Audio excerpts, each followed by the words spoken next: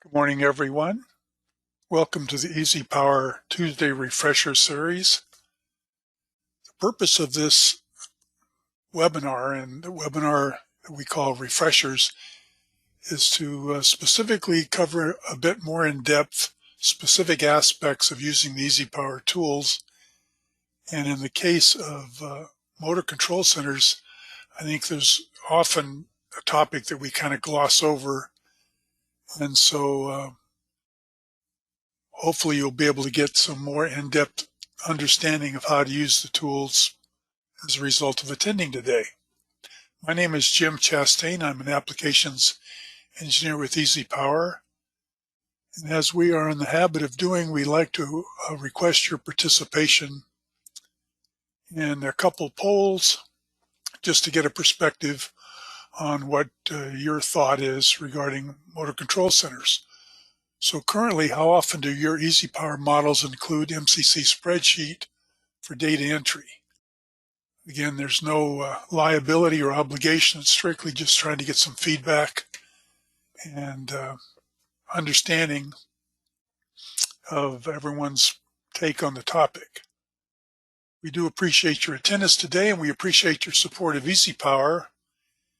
And we'd like to encourage you to take advantage of all the resources that EasyPower offers, which I think is one of our strengths in the market. Okay, it looks like we have close to a quorum. Here's how folks have weighed in on this. It looks like 82% is a market that I was targeting, so good. Well, glad to see you showing up. The next question is, in your typical project, how many loads would you see in an MCC?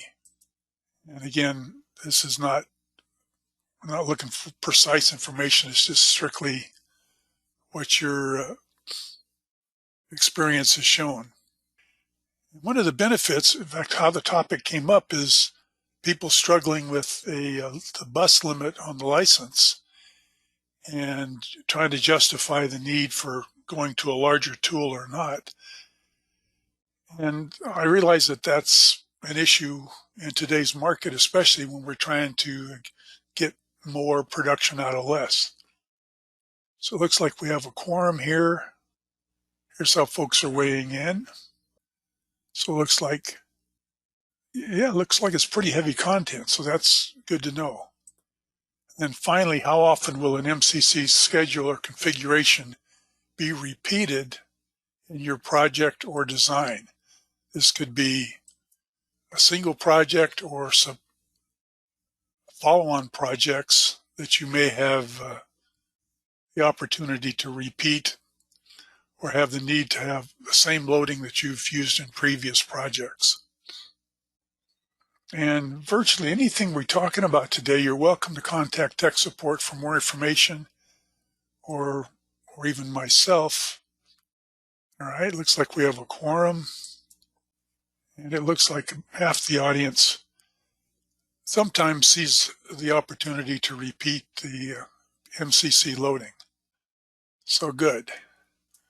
Thank you for participating. Let's kind of jump into my discussion. What I plan to do is cover the pros and cons of using the spreadsheet, not necessarily as a justification, but to make sure that you understand where it's most effective as far as the utilization and how it can be affected by the type of analysis you want to do.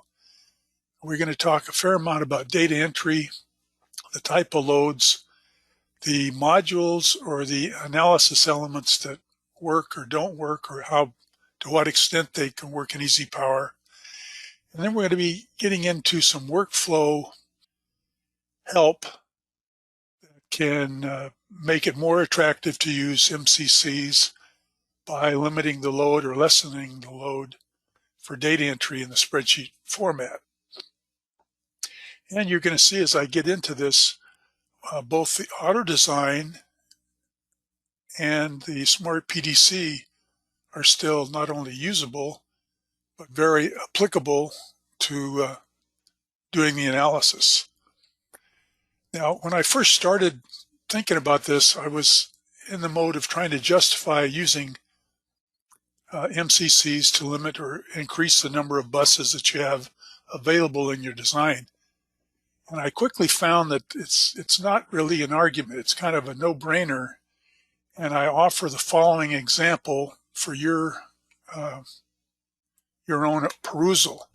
And that is installed in the EasyPower folders when you purchase the license is a file called bigger.dez. So I'm going to kind of walk through this. And I'd encourage you to do this at some point in time if you haven't already.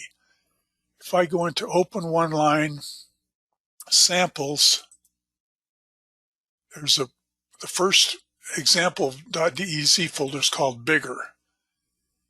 And while I don't recommend this as an example to duplicate because we've taken a lot of shortcuts to show the density, but what we've done here is laid out a pretty complex system with only a 50 bus limit on it. If I go to the database browser, I can see the total buses that we've used in this design are 50 nodes. But inside of this node count, there are 7 MCC schedules and 2 panel schedules. Well, what does that mean? Well, if we go back to our database edit, right-click in an open area and go to Options. One of the options, I refer to this General tab under the Options palette to be a workflow sensitive assignment, and this can change based upon the users or even the project that you're going to do. One of the check boxes that by default is not checked is this one down here on the lower third, which says Show MCC and Panel Items in the Database Report. So if I check that and go back to the one line and open up the database browser again, what I'm basically proving is how many buses we're saving. So now if I look into, we still have a total of 50 buses, but now of that MCC schedule, we have some 120 some odd more motors. We have 120 at least additional cables, and then our low voltage circuit breakers, we have 100 or 2 extra that weren't as part of the official bus count to start with. So that's kind of a slam dunk as far as being able to extend your bus count limit by including more loads and taking advantage of the MCC spreadsheet entry. So that's just an example. Like I say, we'll come back and look at this in a second. I don't recommend doing some of the other things that we tried to do, which is eliminate some cables and not necessarily terminate some of the items in this one line, but it is a good exercise is try to look at the optimization. Okay, so to me that answers the question, is it a good idea or not? So I want to talk a little bit about the types of data that you can enter and the loads. Under the description tab, we have the ability to virtually have most of the loads that are available in the typical discrete bus construction. And that includes gap banks for power factor correction. We can do single and 3-phase loads and even static loads.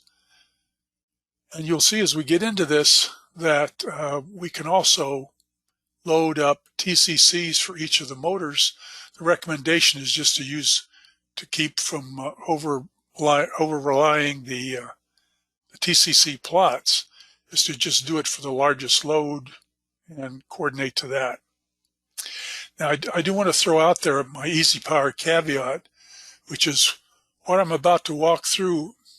I'm not worried about the design rules. I'm not worried about the code. I'm just strictly talking about the data entry. And you'll see as a result, there is some error identification in EasyPower tools, but that's what I'm focusing on, is the manipulation of data, not necessarily the underlying rules of of the industry. Now, what I've done, if we look at, I want to go back to my, we have the ability on the incoming description to choose main lug, main breaker, main fuse. Again, the default that you set up is going to be conditional upon what your particular project requires, but it also can be implicated in the way the calculations are being made for short circuit and arc flash. So let's kind of jump into the tools and talk about some of this. What I've done is I've taken a copy of this file and manipulating it for my own uses. And so let's go run that one down. Basically, I just made it so that it's reusable. All right, for starters, I've labeled one of the MCC's tester. So I'm going to go into my find, and I want to look at the one that has tester in the description. And sure enough, it's MCC tester, and it's right here at the tail end of this particular bus. If we open up the dialog box under the specification tab, it's very similar to any other bus data flow requiring both the rating and the short circuit. Neither one of these will come from a data sheet. It's something that you have to put in manually. Then when we go to end, just like all the other buses, I can include a picture or an image of this particular MCC for posterity and to save myself trips back to the site if I haven't collected all the data. Incoming, as I just mentioned, I have a choice of doing main lug, main breaker, or main fuse. As it stands, this is main lug only. We're going to change that just for purposes of showing how the data is set up to main fuse. I want to indicate the incoming cable. And now, because we've indicated a specific need to connect to the device library, I would utilize the incoming device settings button to allow me to choose specifics on this fuse. So let's say we have a Mersen,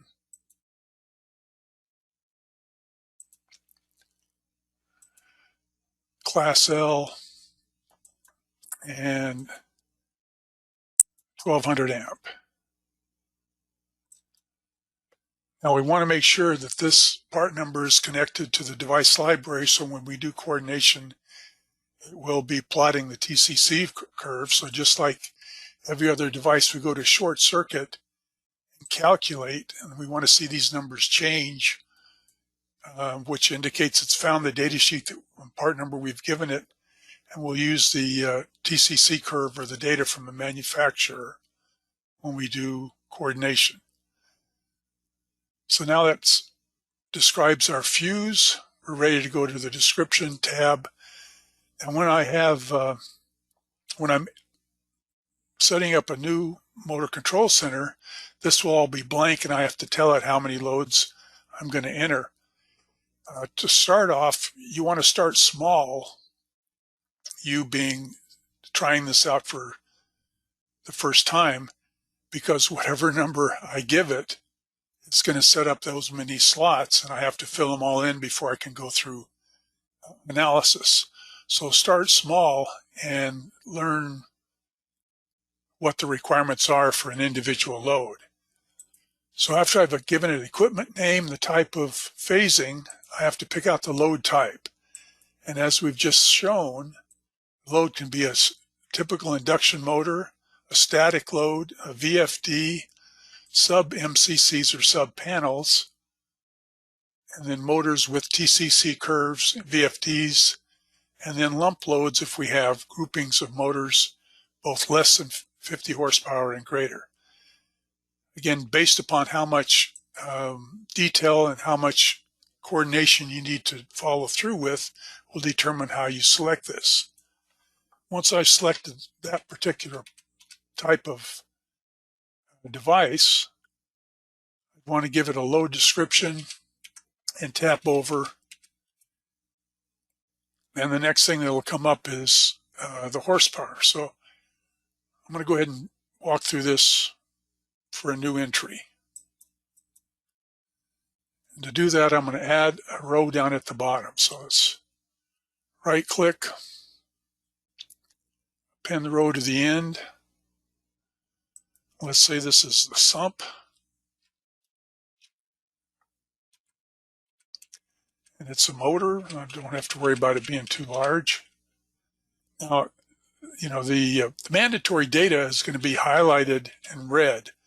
So I'm leaving off the name and the description, but I do want to put in this is a 10 horsepower motor. And as I tab over, it takes in the profile that would be offered in the same way if we were doing an individual motor. And then the next block is the X over R value. If I don't know it, the tool will highlight in bold that column can be calculated. And by using the calculate button at the top, it will fill in the X over R for that particular motor. And now I'm ready to enter my breaker data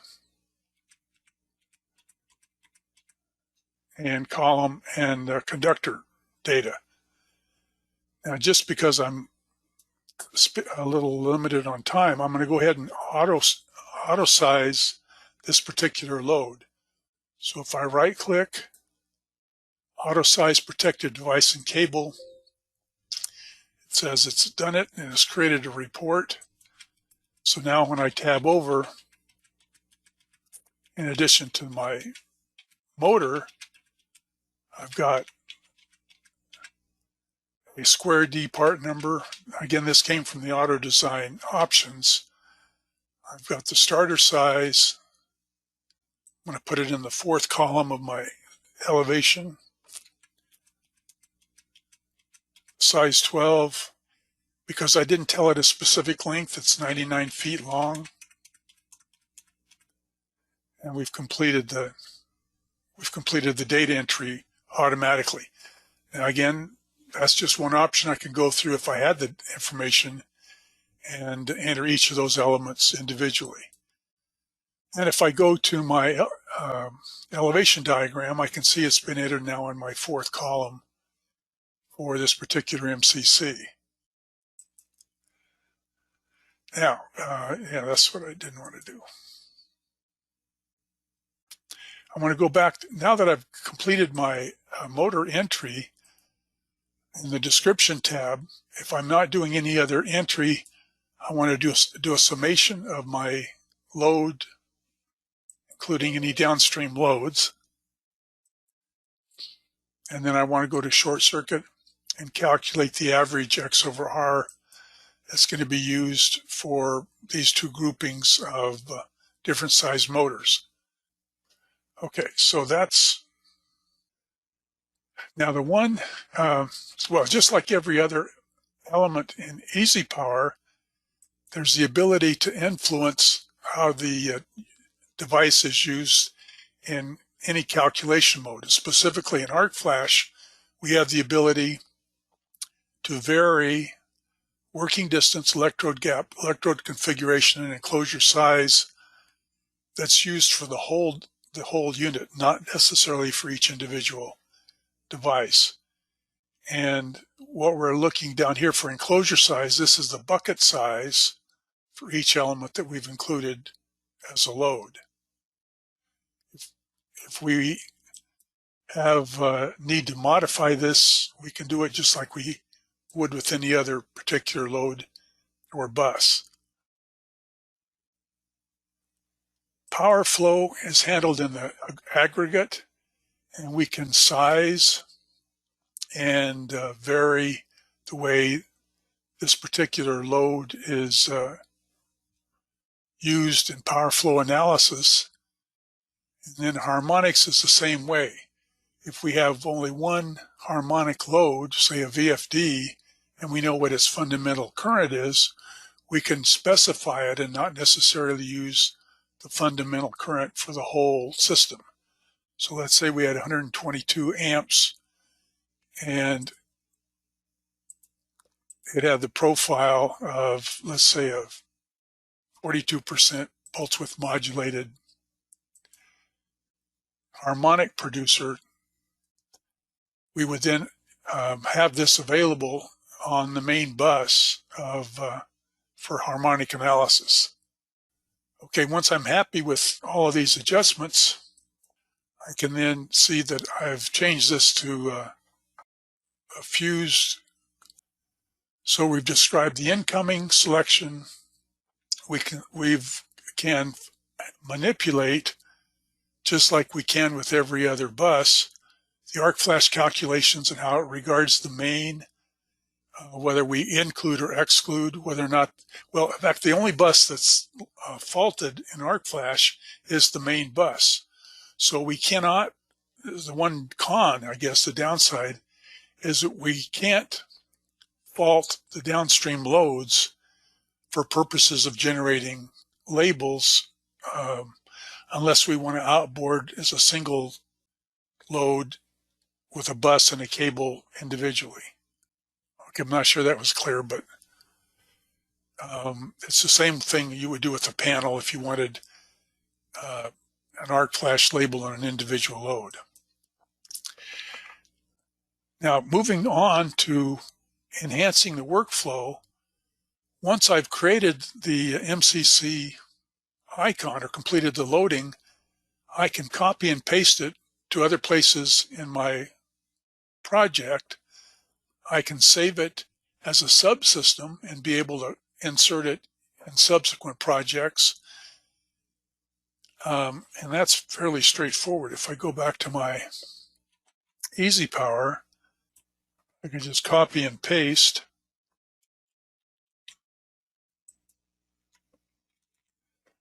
Now it's going to be instantiated as another load somewhere else in my project, just like every other device we have. One neat element of the motor control center manipulation scheme is the ability to utilize what we call library load. I can set up in the device library a series of spreadsheets that have, in this case, I've set up two folders, one for 480 volt system loading and one that specifically uses square D protective devices. And by utilizing those library loads, I can create, let's go ahead and add another. I can create a new pump or a new motor from that particular spreadsheet. So let's say it's a 50 horsepower motor that I'm picking up, and by bringing it in from my library load, now it has preloaded all the values that I've pre-selected. So the one thing that's probably different is the length of the cable or conductor for this particular installation. And so I would want to enhance that as far as completing the calculations, completing the description. So that's a very valuable work-saving step, especially if I reuse combinations of motor sizes and protective devices in multiple projects. Now, so let's go back and change my summary.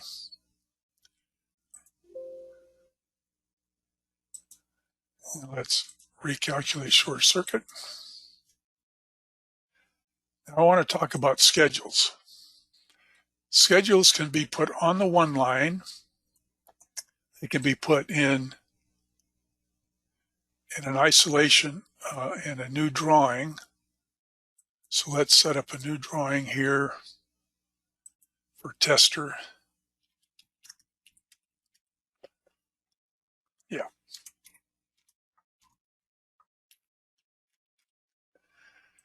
just by selecting the MCC, right-clicking, and inserting a schedule.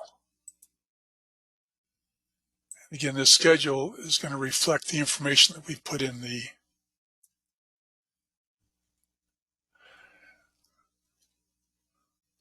Now, in addition, if I want to include ArcFlash results, I can use or modify the template that's being used for the schedule presentation by going to my Properties tab and looking at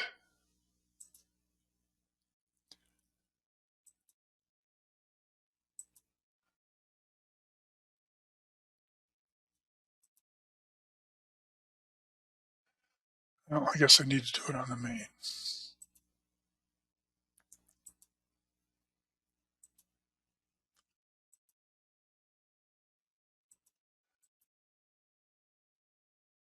Bear with me just a second.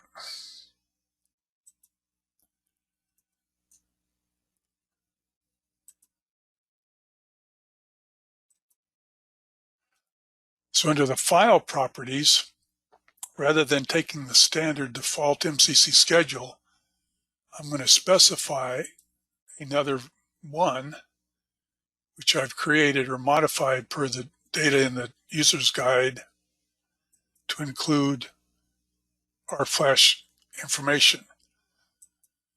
And once I do this, it'll affect the display of all the schedules in my system, but now it includes my short circuit current, my ArcFlash boundary, working distance, and instant energy. Now these are just the blank blocks that I have set up. To actually fill that information in, I go to short circuit, fault the buses, advanced, fault and store ArcFlash, refresh the schedule, and then we can see we have ArcFlash boundary, working distance, instant energy, and I want to do my fault and store of the current, and now I have short circuit current symmetrical amps of 18,019. Now that'll also be part of my tester because I've changed all the displays. Now I can print out the schedule of all the loads and have ArcFlash results as part of the display. I, for one, think that's pretty cool. Okay, so a couple of things to remember. You can copy and paste the complete MCC. It's going to rename the main and keep the names that you have in the individual description. You can insert as a subsystem if you've saved it as a new subsystem with the whole complete MCC. And you can use library load, which is a pre-set up spreadsheet in the device library with pre-configured elements. Again, this is described in the user's guide, and you can contact tech support if you have specific questions. Likewise, after any changes to the description tab, remember to update the summary tab and the short circuit tab before you go into analysis. And we talked about displaying the schedules that can be on the one line in the drawing or in name views, and you can customize the template to include ArcFlash and short circuit information. Now, pros and cons. In short circuit, it calculates based on the average X over R, which is why we need to update it when we add loads. It can predict and determine equipment duty for individual elements, not just the main. It will calculate ArcFlash for the main bus only, not for individual loads. And if you need a label or need the value that's going to be delivered to or hazard at an external load, you need to outboard it individually on the schedule for the MCC. In PowerFlow, you're scaling by the load type, and there's no details. One of the downsides is there's no details on the internal voltage drop. that may be experienced for any individual load. Now this can be corrected or dealt with the auto design element, which is what you saw me do. And I can, because we can determine the amount of voltage drop that's utilized when we do the sizing of the cables. All the devices, both grouped and individually, can be locked to prevent sizing or inadvertent automatic sizing. And then when we're in coordination, we can plot the TCC curves for individual loads, and Smart PDC will accommodate or be able to adjust the settings for the feeder breakers as long as it has a load with the TCC curve. And then in harmonic analysis, it only analyzes on the aggregate, and it produces results as far as the distortion on the main bus. And then dynamic stability really doesn't apply because that works off of power flow. Okay, so what we've covered is we created and used a loaded MCC subsystem. We can add loads, we can delete loads, we can get arc flash labels if we want to use a subsystem outboard. We can create a new MCC loading with library load or customized spreadsheet configured based upon our particular needs with preset custom configured elements. And then in any case, remember to sum the downstream loads and the X over R. Okay, so that covered what I wanted to cover. Are there any questions? Let's see if we got anybody hanging around. Appreciate everyone attending today. Be sure to check the website for new features that are coming out on the update that was just released. And if you have questions about this or anything else, feel free to contact tech support at easypower.com. Thank you for supporting EasyPower. If you have individual questions or if you'd like a copy of the template that includes the arc flash results for an MCC, be more than happy to share that with you. Have a good day.